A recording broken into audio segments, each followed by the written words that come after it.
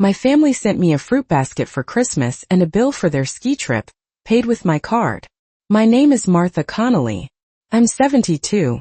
I live alone in Sparrow Creek, Montana, a place where winters last longer than memory, and the post office still knows every name on the envelopes without looking. I used to be an accountant. These days I mostly brew tea, count snowflakes, and try to keep this old house from getting too quiet. I'm not telling this story to complain. Lord knows, complainin' never patched a leaky roof. I'm telling it because somewhere out there, someone else might have also received a holiday gift basket from their own children and a bill they were never asked about. Some heartaches don't make a sound. Some betrayals don't need to shout. They arrive in a bank statement in a 3-word greeting card. In that quiet moment, you realize the world you thought was your family had already moved on long ago, leaving you to pay for the move-in truck. If you've ever felt like a burden, like you were too much, like a problem to be managed just because you love too deeply, then maybe, just maybe, this is your story too. It was 9 a.m. on Christmas morning. On the snow-covered porch, I picked up a wrinkled fruit basket along with a card that said exactly 3 words. Happy Holidays. The kids. Not Merry Christmas, Mom. Not a single name signed except for the faded company print in the bottom corner. Golden Valley Fruit Company. A bulk gift service I know always runs last-minute discounts. I lifted the basket. The apples were already shriveling and somehow felt heavier, like they carried something older inside. I set it down on the kitchen table. The melting snow left a wet ring on the wooden surface.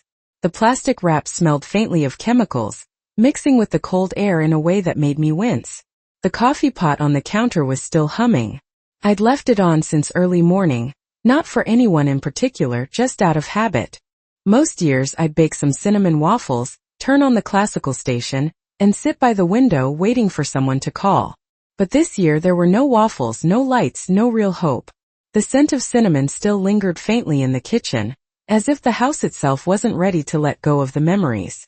Megan once told me, "You should put out a few Christmas decorations, Mom. Make it feel festive." But she never came home, just sent her greetings in the family group chat. They all did. Megan, Kevin, and Brittany. Their messages were always short, polished, and final. No questions, as if I were just a ship in a dress. No reply needed. I poured myself some coffee and placed the mug by the window. The snow had blanketed the backyard, covering the old path that led through the pine trees. Sparrow Creek was silent this morning. On the radio, a local announcer spoke of holiday reunions where every generation gathers together. I smirked. Gathers together. I can't even remember the last time I heard someone walk through this door uninvited by a bill. A delivery truck rumbled off outside the gate. I picked up my phone, intending only to check the weather, but my thumb slid out of habit onto a social media app.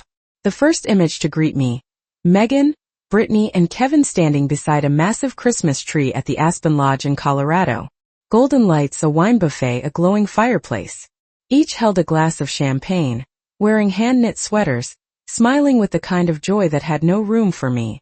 I scrolled to the caption. Megan had written, "The only people that matter." I read the words slowly, then again. The only people that matter. I didn't cry. I just noticed the coffee had gone cold faster than usual. I set the phone down and sat there motionless for a long while. My mind drifted to the day I took them all to Disney World when Brittany turned 10. I made payments for 8 months to afford that trip. Back then, it never occurred to me that I was investing in being forgotten. A soft buzz. A text notification. Chase notification. You've just made a purchase. Aspen Lodge Resort. December 23, 2027. Card ending in 1470. I stared at the number. My heartbeat slowed. My card. The one I use for groceries. I remembered exactly where I'd left it. In the little drawer beneath my budgeting notebook.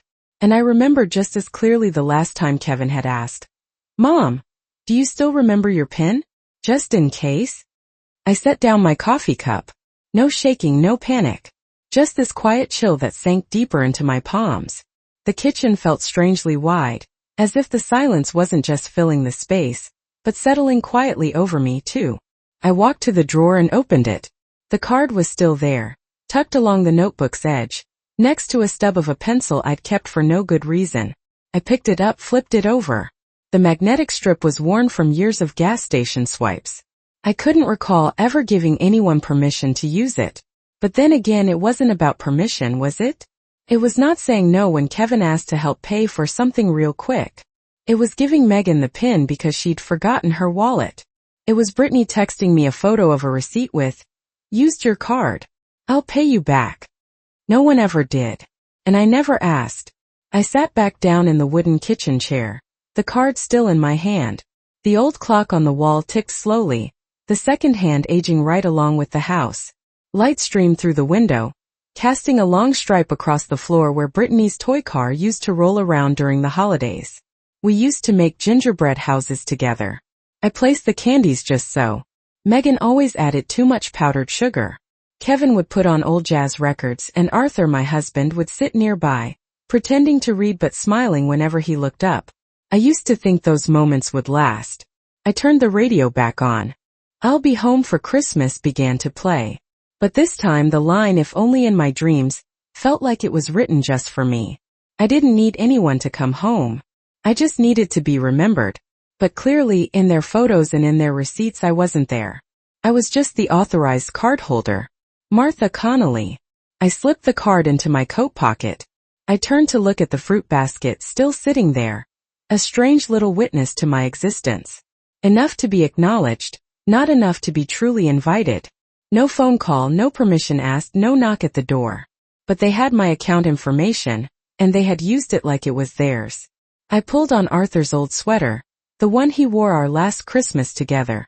It still smelled faintly of wood smoke and cheap soap. I wrapped a gray scarf around my neck. Outside, the snow was still falling, light but steady. I opened the door. The wind rushed in, as if it had been waiting all morning. The delivery footprints were still fresh on the steps. I stepped outside. The snow reached my ankles, icy cold. But I didn't stop. I didn't have anywhere in particular to go. But I knew if I stayed, if I kept playing the quiet, waiting mother, nothing would ever change. I needed to breathe real air. Not the kind that smelled like bruised apples, the kind where you could actually hear the wind. I stepped off the porch. The wind whistled through the trees.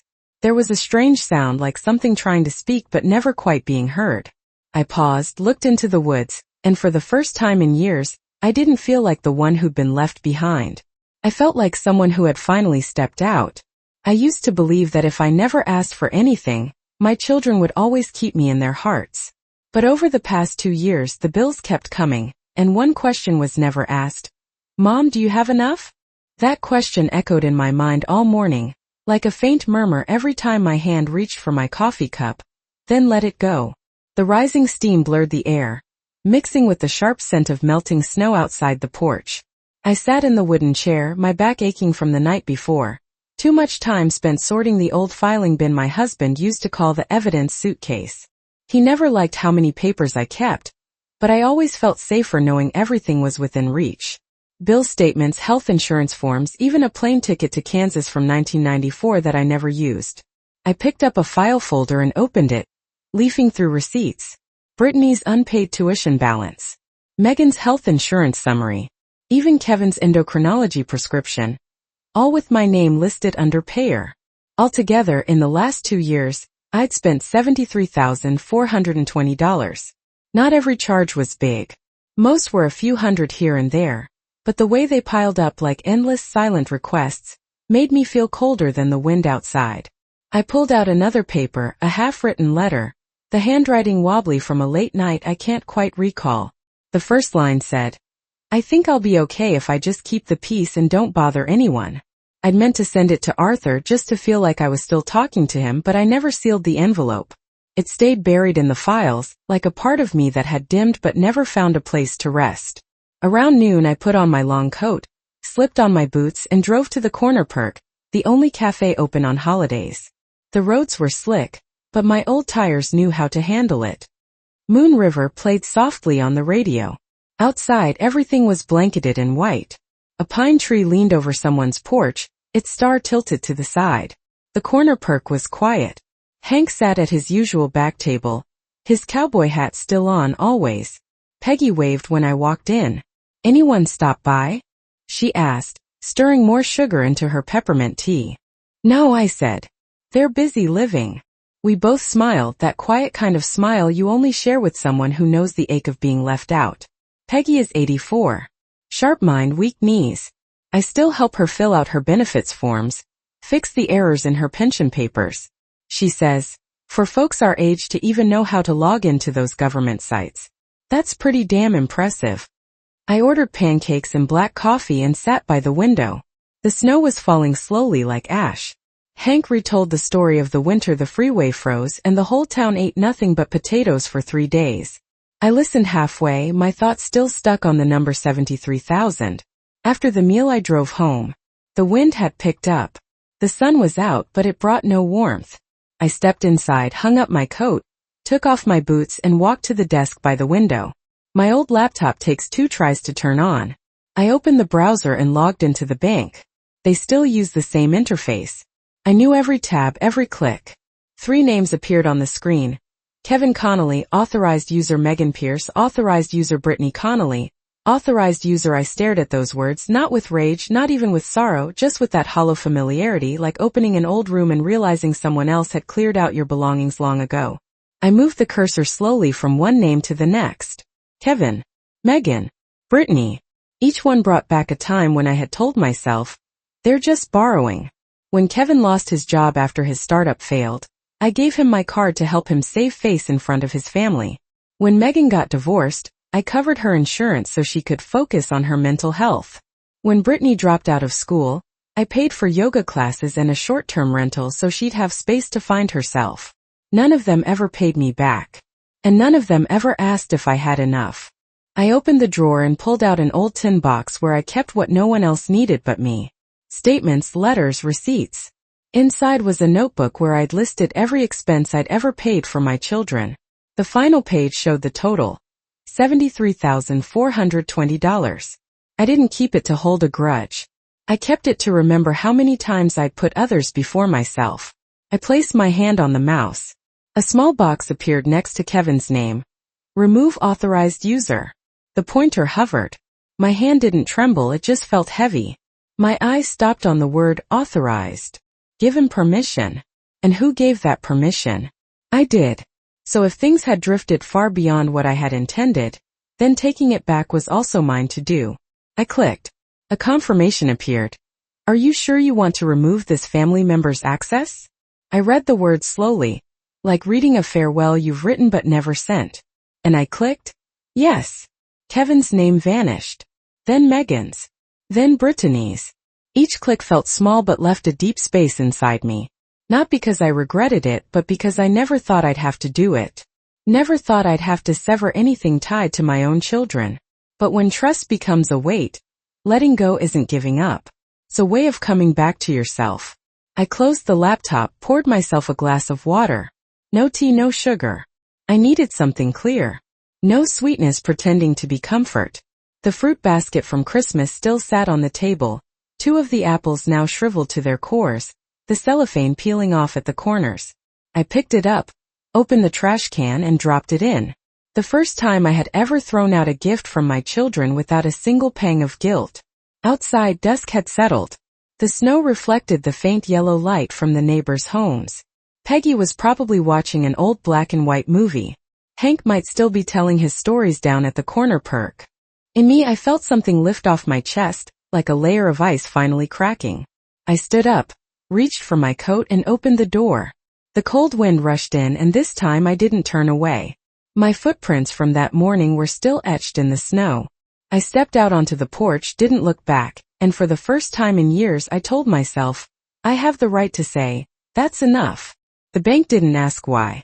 But Caleb, the young man behind the counter, looked at me like I had just lost someone. I'd arrived early, before the frost had even cleared from my windshield. The bank had just opened. The artificial tree in the corner still hung with a few loose silver baubles. No one had taken it down, as if the town just wasn't ready to leave the holidays behind. Can I help you with something? Caleb smiled softly, stretching across the desk to reach for a pen. I pulled from my wallet my ID, a printed statement, and a formal request to revoke access for 3 names. Kevin Connolly, Megan Pierce, and Brittany Connolly. I laid them out carefully on the glass counter. Caleb glanced over the papers. His eyes weren't curious, but something in them dimmed. Not pity. More like he was looking at someone who had just closed the door on a home they'd lived in forever. "Let me just verify these for you," he said, typing quietly. "I'll need your signature next to each one." I signed. My hand didn't tremble, but my eyes lingered on every name, like reading the faded pages of a long-kept ledger. Kevin, the little boy I once brought to this very branch back in 1992, in his little gray button-up, clutching his first savings book. Megan, the stubborn girl who once wrote me a handwritten letter asking for tuition while I was recovering in the hospital. Brittany, born premature that August, whose tiny hand I held through 3 winters straight. When I finished signing, I slid the papers back. Caleb nodded, paused for a moment, then asked, "Would you like to take the Christmas tree? We're about to toss it out, but it's still good." I smiled. "No. You can leave it right where it is." Just like that, from the bank I drove to a small law office near the town hall. The lawyer, a gray-haired woman named Ms. Albright, welcomed me into a room filled with books and a glowing electric fireplace. I didn't need to explain much. Ms. Albright listened the way people do when they've heard too many stories just like mine. I told her clearly, "I want to update my will. No more equal division. In fact, no division at all. I want to set up a scholarship fund," I said, "for single mothers over 50 who want to go back to school, to learn a trade." Ms. Albright nodded. "A meaningful decision, Ms. Connolly." I signed a few more documents. The pen I used had the logo of the local hospital, one of those we used to hand out to patients back when I worked in the billing department. The blue ink spread across the paper like a line I couldn't cross back over. When I got home, I hung my coat on the same old hook and set my wallet down on the kitchen counter. The house was still quiet, but it no longer felt hollow. It felt like a stage after the final curtain call. Warm yellow lights, velvet curtains drawn, and the lead actor stepping gently off the stage. I opened my wallet and pulled out an old business card. The paper had yellowed slightly, the ink a bit smudged. Dr. Ellen Hayes, LCSW. I kept that card for 8 years. Never once called. But this morning, when I pulled it from the small pocket next to Arthur's photo, I knew the time had come. The phone rang 3 times before someone picked up. "Rayner Counseling," a calm voice said. "This is Ellen." I cleared my throat. "This is Martha Connolly. I've been holding on to your card for a very long time." There was a pause. "Martha," she said softly. "I remember. Are you all right?" I took a breath. I think I just cut ties with my children." There was no pity in Ellen's voice. Just presence. "We can set up a session." I nodded, though she couldn't see it. "Yes, a morning would be good." I ended the call, set the phone on the counter, and opened the fridge. There wasn't much. A carton of eggs, some almond milk, half a loaf of cornbread from last week. I wasn't hungry, but I still took out a slice, boiled some water, and brewed some peppermint tea. My hands moved through the motions like a melody I'd known for years. No sheet music, no audience. I poured the tea into a porcelain cup with an hourglass printed on the side. A birthday gift from Arthur the year I turned 50. I placed it on a wooden tray and carried it into the living room, where the soft glow of a lamp reflected off the window glass, casting warm shadows on the walls. Outside, the snow was still falling, gentle now, not as thick as yesterday, but enough to soften the edges of everything. On the table sat the printed statement from the day before, the total circled in red ink. I lit a cinnamon candle from the drawer. The scent floated through the room like a memory, carrying me back to a distant winter when Arthur and the kids and I once sat around the dinner table, our hands joined, praying before the meal. Take 5" by Dave Brubeck started playing from an old CD I'd found in the drawer. The jazz notes fell like slow footsteps in the snow, quiet but certain. I closed my eyes, let the music pass through me, as if only the melody could understand what I didn't know how to say. I sat at the table and sliced the cornbread into small pieces, chewing slowly. There was nothing special about it, just a slightly dry slice, a sip of unsweetened tea. And yet, strangely, I didn't feel sad. I didn't feel empty, only peaceful, as if I had just laid the first brick of a new kind of home. An invisible one, but real enough to shelter my soul. My eyes wandered to the corner table, where an old sketch lay folded. I opened it, brushed off the dust, and smiled. It was a drawing of a lakeside cabin, The one Arthur and I had once dreamed of building after we retired. Wooden walls, a wide porch, a fireplace, and windows looking out onto the water. I used to think of it as a dream that had missed its chance. But now something in me whispered, it's not too late. I still have strength. I still have hands. I still have freedom. The phone buzzed, cutting through the quiet. I looked toward the landline. Its red light was blinking 3 times. Kevin had called. A minute later, Megan. Then Brittany. Each name lit up like a hand reaching out from the dark. But I no longer felt the need to grab hold. I didn't answer, didn't play the messages, didn't save the calls. I simply closed my eyes, leaned my head gently against the back of the chair, and whispered to no one but myself, this is the first meal I've eaten without feeling like I owe anyone a single thing. Those calls didn't need a reply. But 3 days later Kevin showed up. No knock, no warning. As if he'd just woken from a dream, and I had long since walked away from it. I didn't close the door. I just closed my wallet. I said it calmly, my hands wrapped around my ginger tea, my eyes fixed on Kevin, who was standing in my living room like a spring storm that had come out of season. The boy, no, the 46-year-old man I had once held in my arms, slammed his hand against the pinewood table, hard enough to make the candle dish tremble. His cheeks were red with anger, but his eyes were afraid. He'd never been denied. Least not by me. I can't believe you did this, Kevin said, gritting out every word. My clinic payment got declined. I'm getting my thyroid checked. Do you even understand that? I nodded slightly. I do. But that card now has one name on it, mine. And I'm not allowing anyone else to use it. Kevin scoffed. You think this is fair? I didn't answer. Instead, I reached for another slice of dried ginger and dropped it into my tea. The steam rose, sharp but soothing. The phone buzzed on the table. Megan was calling, a video call this time. I didn't answer. I let Kevin see her face on the screen for himself. Mom, what's going on? Megan asked, her lips tight, her camera shaking like she was walking down a restaurant hallway. Kevin says you cut all the cards, stopped the payments. Are you okay? I stayed steady. I'm doing very well. Thank you for asking. Why are you doing this? Megan's voice rose into a pleading whine. You know I've been so stressed. The doctor said I need less pressure. You think this helps?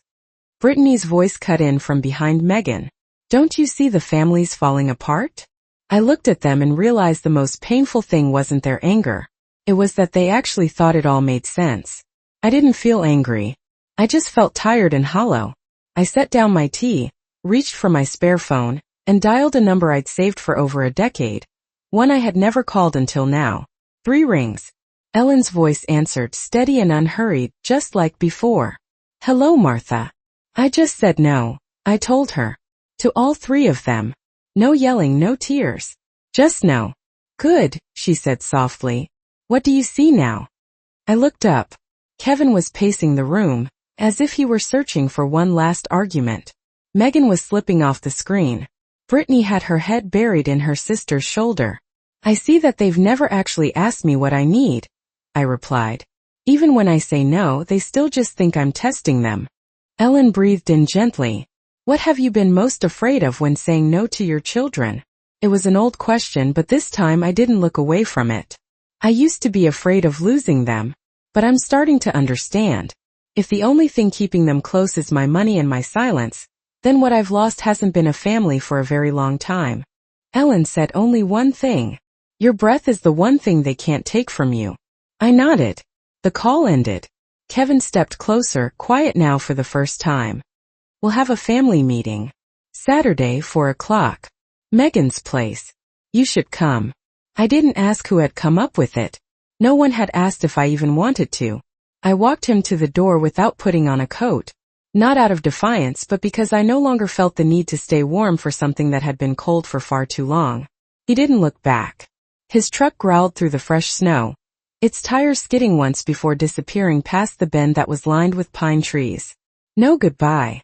No take care, Mom. Still, I stood at the threshold for another minute, as if quietly confirming that for the first time in my life, I wasn't the one chasing after someone to mend the distance.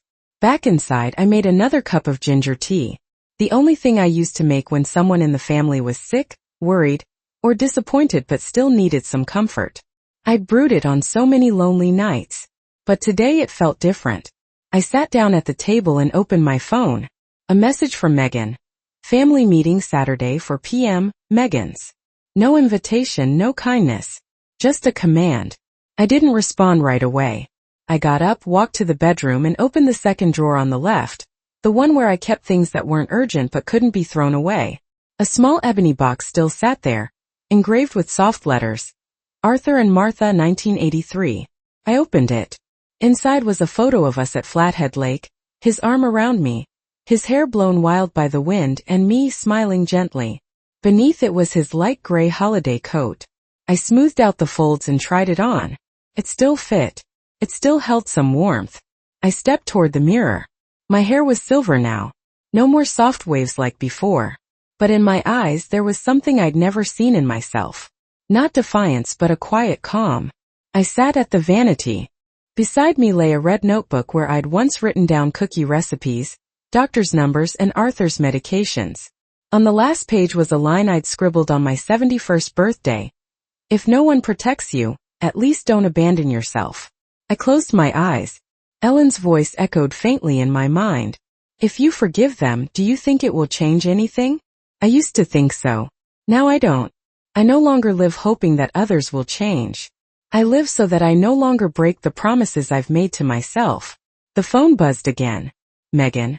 Hope you'll come with an open heart. I read the message. No frown, no smile. I simply deleted it. No reply. No longer the mother who always showed up just to keep the peace at the dinner table. None of the three of them had asked if I wanted to attend the meeting. They just picked the time, picked the place as if I were a system error, something to be addressed quickly and neatly, then forgotten. I arrived on time. Not early, not late. Megan lived in a townhouse in one of those new housing developments. Bright white, lined up in perfect rows, every window identical. I had to check the address 3 times just to be sure. The door opened. No greeting, no hug.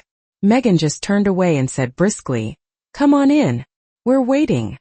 I stepped inside. The laminated floors were cold under my feet, even with my fur-lined shoes. A faint scent of vanilla came from a cheap candle burning on the table.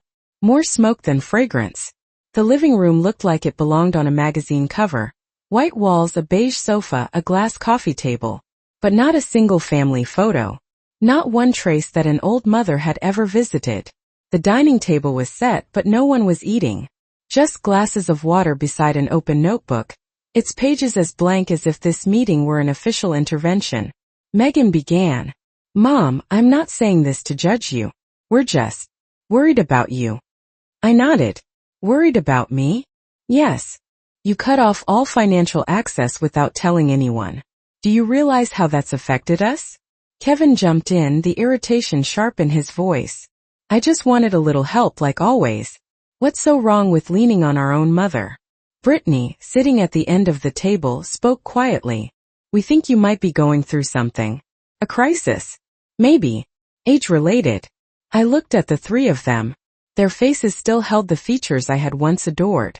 Megan's almond eyes, Kevin's high forehead, Brittany's trembling mouth whenever she would cry. But I no longer saw them as lost children needing my guidance. I reached into my bag, pulled out a stack of papers and laid them on the table. These are the receipts I've kept over the past 2 years. Kevin's tuition, $24,000. Brittany's insurance, $300 a month. Megan, advances for your startup, your wellness retreats, $37,700. No one moved. I continued. That's over $73,000 in total. I don't want it back. But I also don't want to be treated like a bottomless gas pump. Megan gave a dry laugh. You really kept track of every single penny? That's a bit much, Mom. I looked straight at her. I used to be a head accountant. I never forget the numbers. But the thing I can't seem to remember is the last time one of you hugged me just because I'm your mother, and not because I could pay for something. The air in the room thickened like condensation waiting to freeze, even though the electric fireplace was buzzing softly in the corner. Megan slammed her hand on the table. You're turning yourself into a victim. Don't you see that? We're just trying to help you stabilize things, manage everything better. You should be grateful. I didn't react. Instead, I slowly reached into my coat pocket and pulled out a second piece of paper, neatly written, yellowed with age. To my children, what I can no longer count in dollars. My trust. I placed the note on the table, right next to the printed statements. This is what I gave. No receipts, no interest.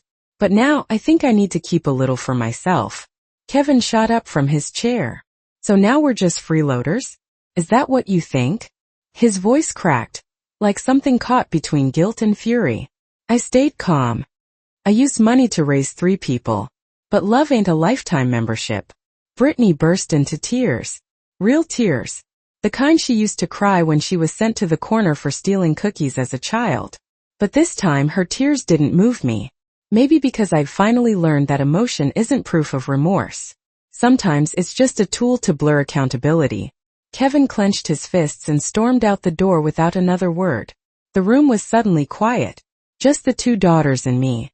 Megan picked up the paper I'd written, folded it carefully, and then smirked. Thanks for the Christmas gift, Mom. I didn't reply. I simply stood and put on my coat. Before leaving, I looked at them both and spoke clearly. I don't need an apology. I'm just no longer willing to be the place where all the blame gets dumped. No one answered. The room felt colder than the snow outside. I stepped out, my hands buried deep in my coat pockets. The wind slapped against my cheek, sharp, but also a reminder that I was still alive. Truly alive, even after a conversation that was meant to break me. On the way home, my car passed a small bridge over the creek, which was now frozen solid. I glanced at the still water, locked beneath the white crust. It looked like something sealed off for the winter, like the way our hearts can freeze over after too many unspoken winters. I whispered to myself, not loudly, not bitterly, just a quiet acknowledgement. Tomorrow I'll start clearing out some of my books. Maybe it's time to find a new place for myself. I didn't clear them out the next day, but 1 week later I left. No notes, no messages, no explanations. I simply gathered what was still mine and I went. 3 months later I was no longer who I used to be. What remained was just me and a few young plants pushing up through the frozen earth. Spring comes slowly in this part of the world. The snow hasn't fully melted, but the sun is no longer cold. Light streams through the wooden window panes, illuminating the tiny specks of dust that are hanging in the air. I sat on the porch steps, a cup of Earl Grey in my hand, breathing in the scent of tea and the forest wind. The little cabin sat about 2 hours from Sparrow Creek. No clear phone signal, no bus route, just a dirt road winding through the pine trees. This place was once only a folded-up sketch in my desk drawer. Now it had become the quiet beginning of a new life, marked not with grand gestures, but with things that were small, steady, and my own. I started planting some lavender. The soil was still damp and cold, but I trusted that the roots would take hold. I read old books. I picked up where I'd left off years ago. How to mix watercolors, how to shade the shape of a tree on wet paper. I brewed my tea, I played my jazz records, and I never once waited for a knock at the door. Last week, I submitted an application to teach a class called Life Accounting for Retirees at a small-town library nearby. The clerk called me back, surprised to hear that I was 72 and still wanted to instruct. I simply said, I have no desire to die within used parts of myself. No further explanation was needed. This morning while I was trimming the weeds along the path, I saw a cloud of dust rising on the road. The car stopped.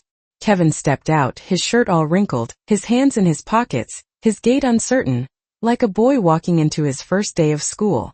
I wasn't surprised and I didn't rush. He glanced around and then he approached. Mom. I nodded. He reached into his pocket and held out a check. $500. The first repayment. I didn't take it right away. I just looked at him. There was something different in Kevin's eyes. Not guilt, not quite regret. Just quiet.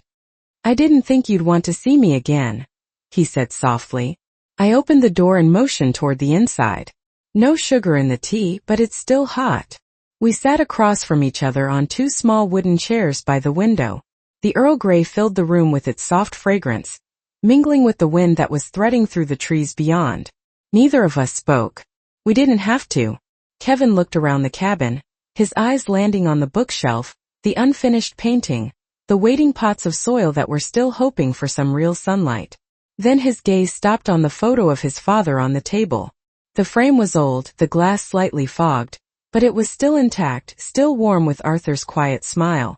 "We still talk about you, you know," Kevin said, his voice low and hoarse. I didn't reply. That wasn't a sentence that was meant to be answered. He took a sip of his tea and then set the cup down. His hands laced tightly in his lap. I still knew that posture, the discomfort of a man who is learning how to carry his own weight. Could I come back?" he asked. I looked out the window. The sun was cutting through the last layer of snow, spilling across the plot of earth I'd sown that very morning. The light of early spring. Faint, stubborn and unshakable. Much like me now. "If you come back," I said gently, "as a grown man, not expecting me to be your wallet, then the door stays open." He nodded. No protest, no excuses. He just sat there like a boy who had finally learned what it means to take responsibility. As the sun began to lean toward the pines, Kevin stood. "I won't bother you." I walked him to the door. No hug, no promises. Just two people who had stepped out of a loop that had no name and had accepted that not every wound needs an apology to begin healing. After his car disappeared behind the trees, I returned to the table and opened my old brown notebook to the very last page. I wrote, "I don't need them to make it right because I have made myself whole." As I set the pen down, a bird called from somewhere in the distance, a soft, certain sound that meant spring had truly begun. I stepped out onto the porch, my tea now lukewarm in my hand. The breeze lifted the hem of my old sweater. Sunlight pierced the pale clouds, filtering through the last of the snow, and falling onto the patch of earth just outside the front door where the first green shoots had started to break through. And I stood there, still and quiet, like the final thread pulled gently from a skein of old yarn. Not frayed, not broken, just finished in its own natural way. Maybe none of my 3 children ever realized that the mother who had once stretched every dollar to care for them had quietly disappeared that winter. What remained was a woman who had learned to step out of the silence and give herself back a life that didn't feel borrowed. I used to believe that sacrifice was love. But now I understand that if you don't know how to value yourself, there will come a day when even those you gave everything to will see you as a burden. Like the old blanket that once kept the whole family warm through endless winters, only to be tossed aside when no one felt cold anymore. Forgotten, even though it had been leaned on more times than they could ever count. If this story touches your heart, take a moment to think of the one who once put you ahead of themselves. And if there's still time, let them know they are not invisible.